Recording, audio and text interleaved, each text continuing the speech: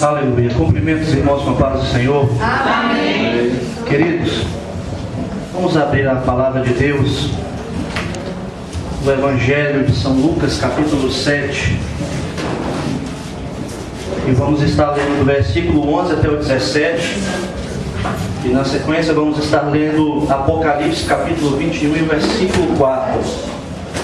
Lucas, capítulo 7, do 11 ao 17. E o segundo texto que nós vamos ler está em Apocalipse, capítulo 21 e o versículo de número 4. Aleluia. Quero exaltar ao meu Deus por mais essa vez que Ele me concede a oportunidade de trazer a sua palavra, e também não querendo usurpar as palavras que o pastor Marcos já fez em agradecimento às irmãs devido à festividade ao congresso. Eu quero também parabenizar a irmã Eli, a irmã Marluz, a irmã Helenice também participou da peça, Estava até conversando com Wesley ontem que para pregar ainda sinto um frio na barriga, mas quando é assim para fazer uma peça, para atuar, habilidades da arcanjo, habilidade da tremedeira, eu não me sinto muito confortável porque eu não tenho talento para isso, entendeu? Eu estava aqui, mas minha cabeça estava tremendo todinha, estava com medo de que alguém prestasse atenção. E a gente sabe, amados, que departamento de crianças, as pessoas pensam que é fácil, que é só pegar e fazer. Já vi muito marmanjo, pregador eloquente tentar tomar conta de departamento de crianças, não dá conta. Uma vez um pregador na minha antiga igreja foi pregar para as crianças.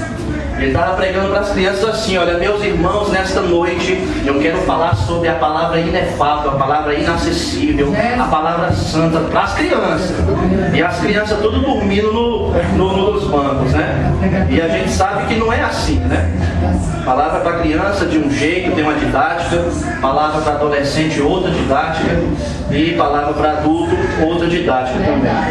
Então é um trabalho assim muito árduo, muito difícil, mas eu tenho certeza que não falta a recompensa de Deus sobre as nossas vidas, Aleluia. Então eu quero parabenizar. Por ontem eu fiz o papel de Jesus Cristo, mas estava parecendo mais com Buda, Se é que vocês me entendem. Aleluia. Lucas capítulo 7, do versículo 11 até o 17. Quantos encontraram? Digam: eu achei. Eu achei. Então vamos estar lendo nesta noite, versículo 11 ao 17, está escrito assim: em dia subsequente, dirigia-se Jesus à cidade chamada Naim. E iam com ele os seus discípulos e numerosa multidão. Como se aproximasse da porta da cidade, eis que saiu o enterro do filho único de uma viúva, e grande multidão da cidade ia com ela. Vendo-a o Senhor, se compadeceu dela, ele disse: não chores. O que Jesus disse para a mulher? Não chores. O que Jesus disse para a mulher? Não chores.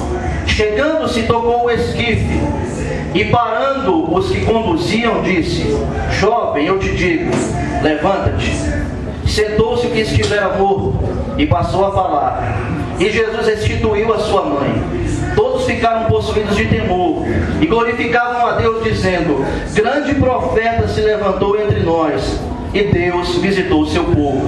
Esta notícia a respeito dele divulgou-se por toda a Judéia e por toda a terra circunvizinha. Apocalipse 21, verso 4.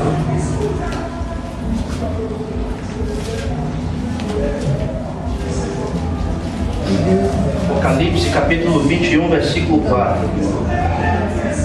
Creio que vai ser mais fácil de achar, porque é o último livro, tanto do Novo Testamento como da Bíblia Sagrada. Aleluia. Espero todos se encontrar nessa noite. Apocalipse capítulo 21, versículo 4. Quantos se encontraram? Não havia como encontrar. Aleluia. Está escrito assim a palavra de Deus: e lhes enxugará dos olhos toda lágrima, e a morte já não existirá. Já não haverá luto, nem pranto, nem dor, porque as primeiras coisas são passadas. Fecha a Bíblia, feche os seus olhos juntamente comigo. Vamos fazer mais uma oração nessa Aleluia. Bendito Deus, eterno Pai que está nos céus. Nesta noite, Senhor, nós já sentimos o envolver do Teu Espírito Santo nesta noite. Deus Todo-Poderoso, nesta noite, meu Pai, não anulando a oração que já foi feita pelo Teu servo. Mas nesta noite, Senhor, eu te peço um revestimento especial do Teu Espírito Santo, para que o Senhor possa transmitir a sua mensagem ao seu povo, meu Deus. E que as pessoas possam sair daqui após o término, dando glórias, honras e louvores ao nome do Senhor. Nesta noite, Senhor, nós entramos na dimensão espiritual e nós repreendemos todo tipo de potestade, todo tipo de demônio, todo tipo de principado que possa tentar causar frieza aqui na nossa vida, Deus.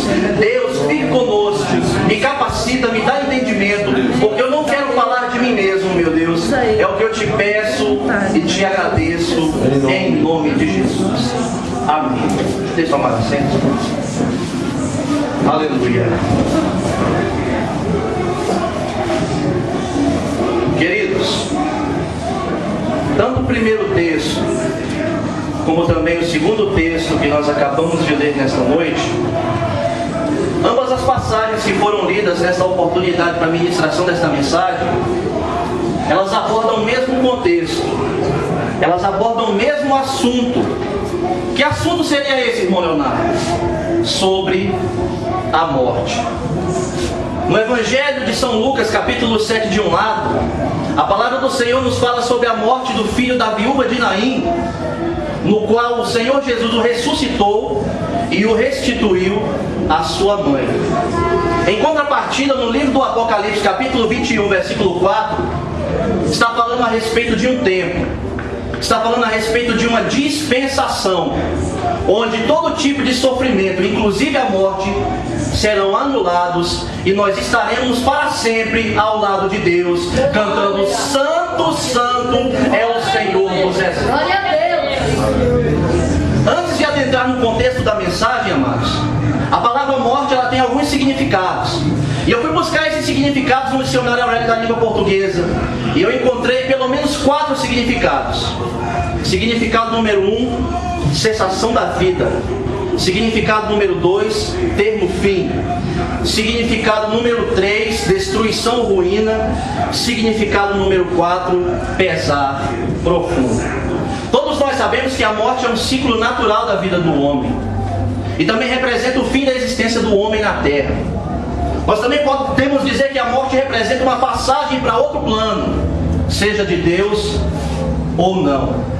E ela, quando sobrevém na vida de uma pessoa, queridos, ela não escolhe classe social, porque ela pode vir na vida do rico, pode vir na vida do pobre, pode vir na vida do gordo, pode vir na vida do magro. Ou seja, a morte, ela nos pega de surpresa, queridos. E se tem um dos piores sentimentos que o ser humano pode sentir na sua vida, é o sentimento de dor e de perda que a morte nos causa.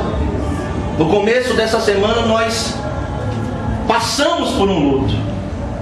O irmão Luiz nos deixou, foi para a glória. E por um lado, queridos, eu fiquei inconsolável. Por quê? Porque era uma pessoa que sempre estava com a gente, era uma pessoa que sempre estava cantando, sempre estava louvando, me lembrava do seu sorriso, me lembrava das suas palavras.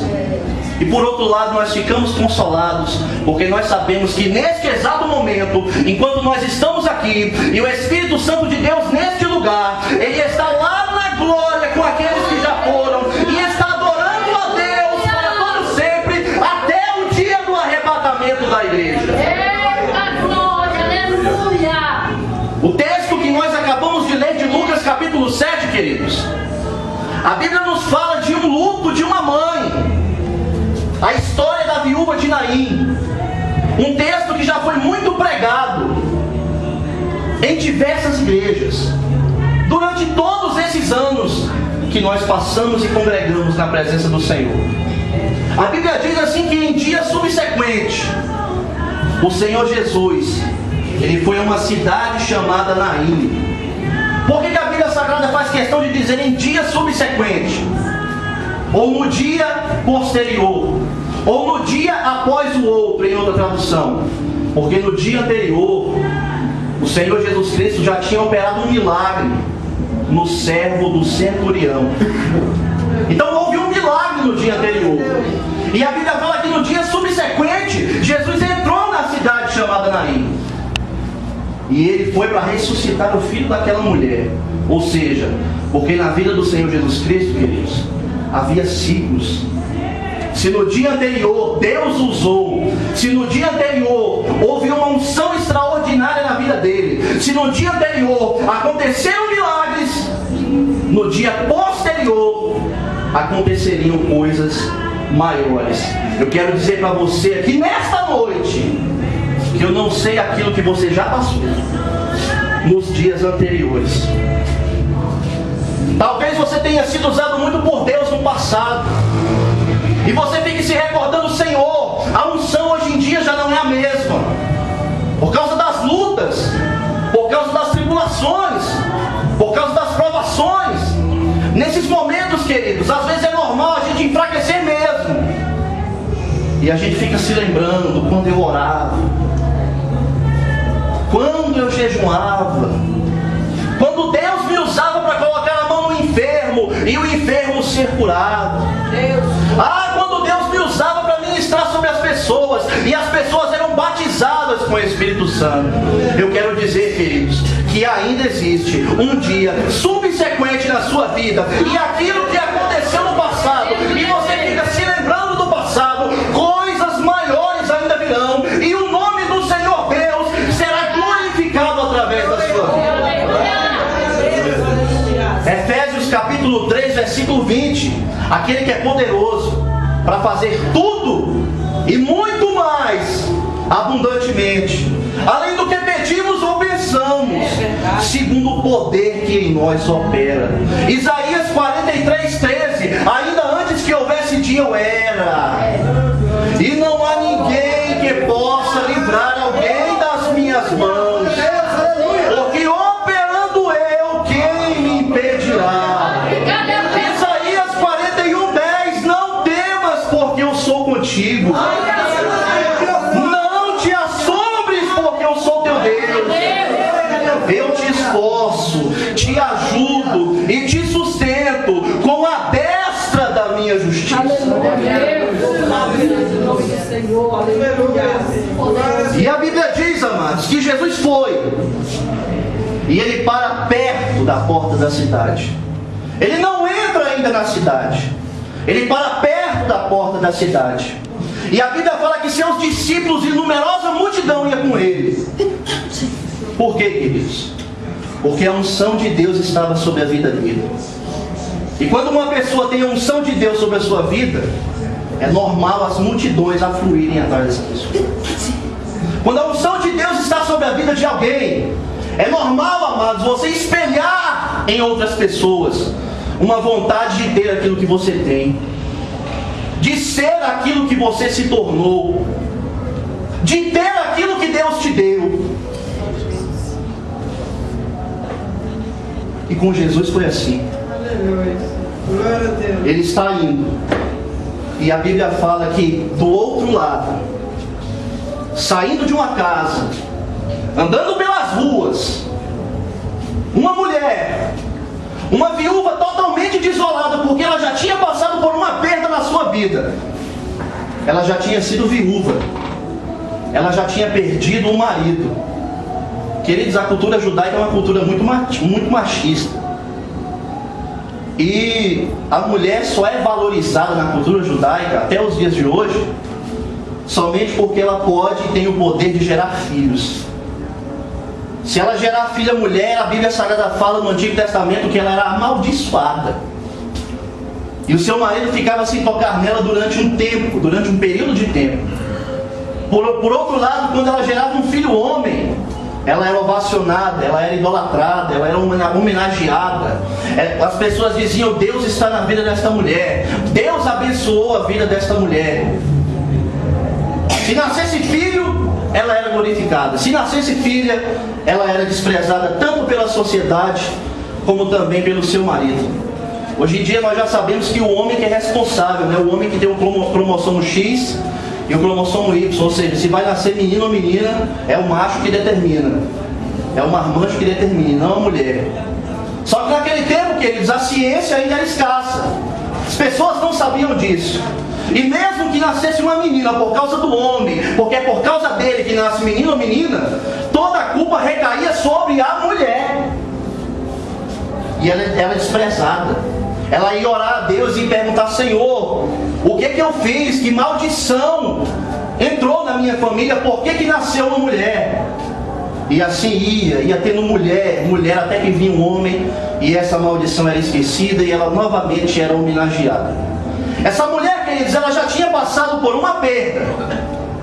Já era vista pela sociedade, pelo fato de ser mulher, com desprezo. E ela perde o seu marido. Só que naquela época, queridos, não existia pensão alimentícia. Naquela época não existia esse negócio de eu vou botar na justiça, nem aposentadoria. Não existia isso. A partir do momento que o marido ele era o provedor da casa, então quando o marido morria, geralmente a mulher ficava ao léu, ficava desolada, ficava esquecida. E a Bíblia diz que aquela mulher perdeu o marido. Isso também, segundo a cultura judaica, era visto como maldição. Eu não sei do que o homem morreu, queridos. A Bíblia não fala se ele foi assassinado. A Bíblia não fala se ele morreu de causas naturais. A Bíblia só fala que ela ficou viúva. Anos se passaram, talvez, e aquela mulher perde o seu filho. E o texto diz que era o único filho. Não sei se alguém aqui já perdeu um filho. Eu já perdi um pai, foi uma dor muito grande. Mas eu tenho certeza que perder um filho deve ser uma dor muito pior. Aquela mulher perdeu o seu único filho. Ela já era desprezada por ser mulher. Já era desprezada se tivesse uma menina. Já era desprezada se ficasse viúva. Agora vem outra desonra na vida dela. E ela perde o seu único filho. E a Bíblia Sagrada diz que ela vai, no seu luto, com aquela perca, ao mesmo tempo que uma multidão vinha com Jesus, outra grande multidão vinha com ela também, no cortejo fúnebre. E no meio dessas pessoas, da grande multidão, todos nós sabemos que no meio da multidão que nos cerca, existem pessoas que torcem pela nossa vitória, irmão Eli. Existem pessoas que torcem pelo nosso sucesso. Mas também existem aquelas pessoas que dizem assim: olha, bem feito.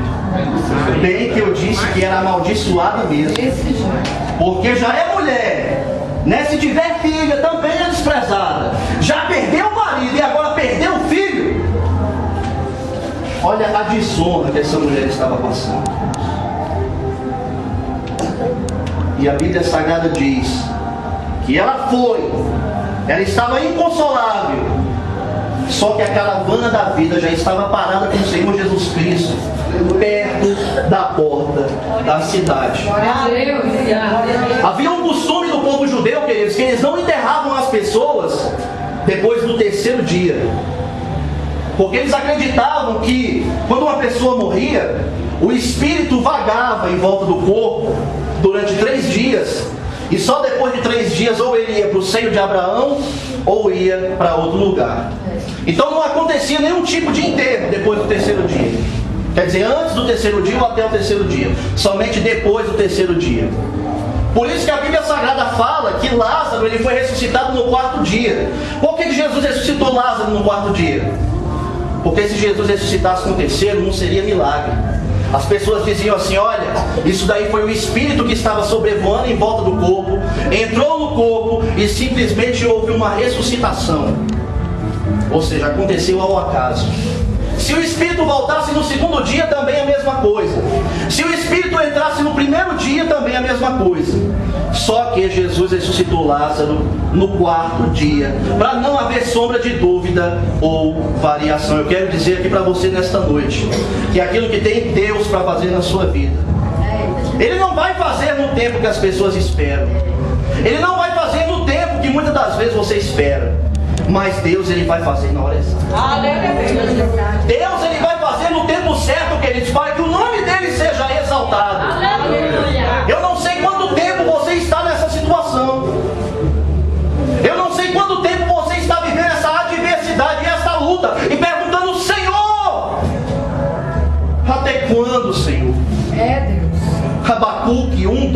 clamarei eu, e não me escutarás. Até quando, Senhor, gritarei violência a ti e não salvarás? Às vezes, queridos, nós fazemos essas perguntas.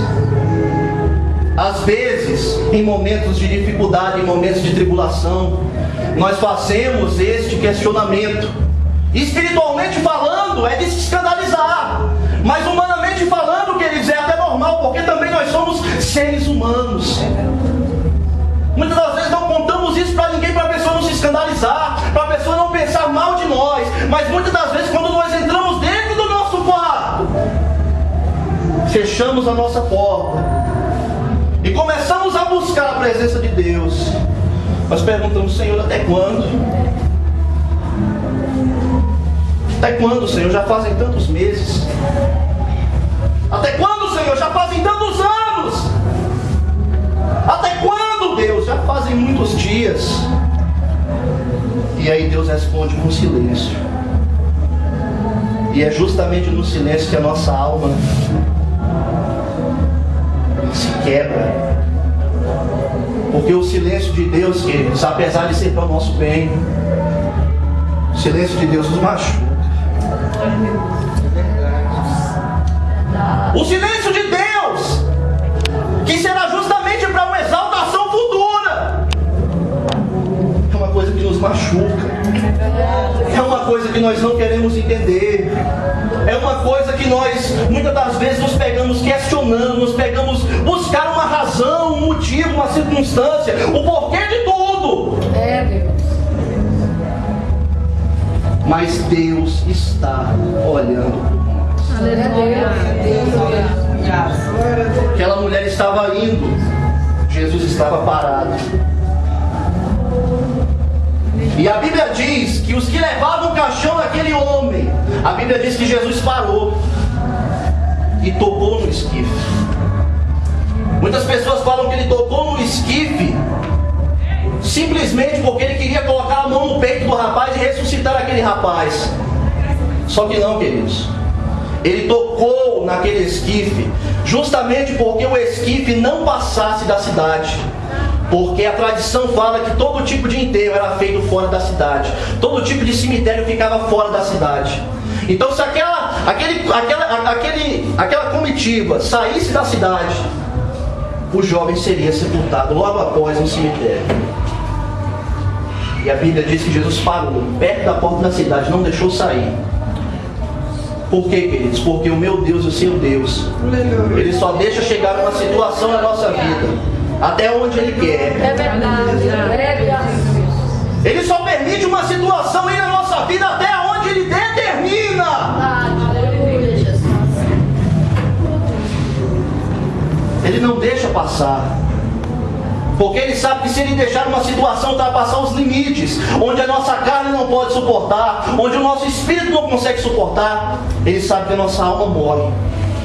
E eu quero dizer aqui para você nesta noite que Deus não vai deixar a sua alma morrer. Eu quero dizer para você aqui nesta noite que Deus ainda tem um plano na sua vida.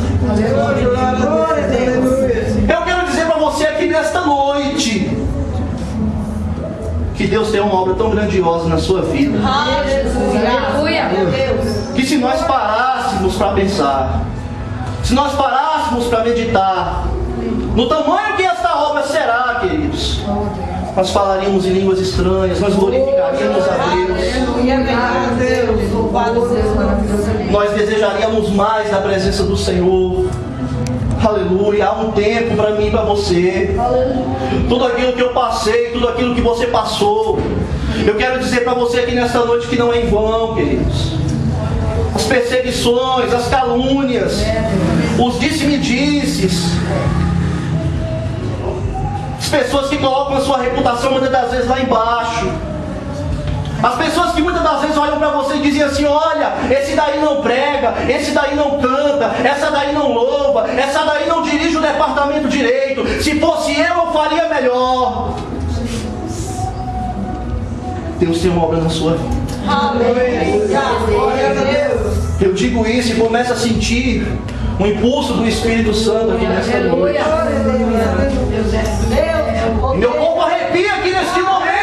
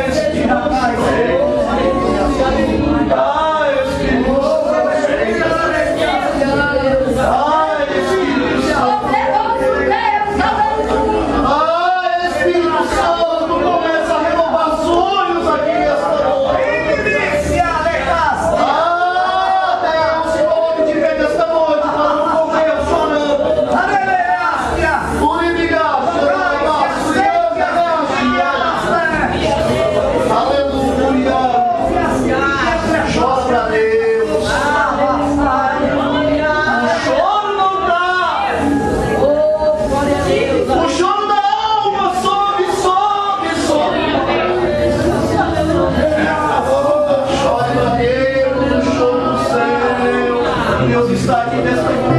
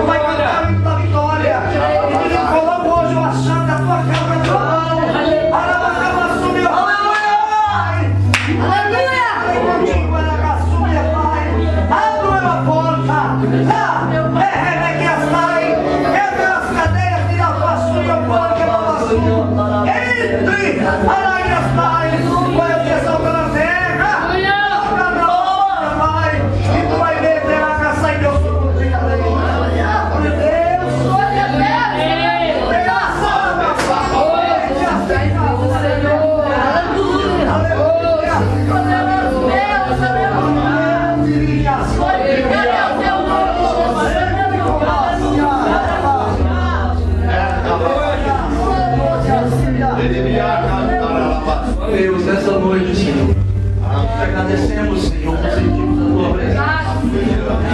Pedimos nesta noite, meu Pai, que o Senhor pudesse tocar, Senhor, como já tem tocado, não apenas hoje, mas também todos esses dias, meu Pai. Entra, Senhor, na causa das tuas servas. Entra na causa dos teus filhos. Entra, Senhor, na causa daqueles que já se encontram desacreditados, meu Pai. Porque nós servimos a um Deus que renova sonhos. E nós sabemos que o Deus dos sonhos está aqui nesta noite. Haverá um tempo de renovo. Eu creio que haverá um tempo de restituição. E o Deus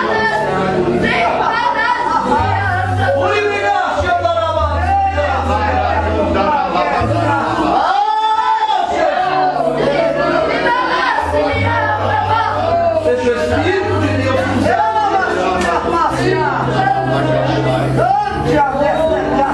Aí ele derrama.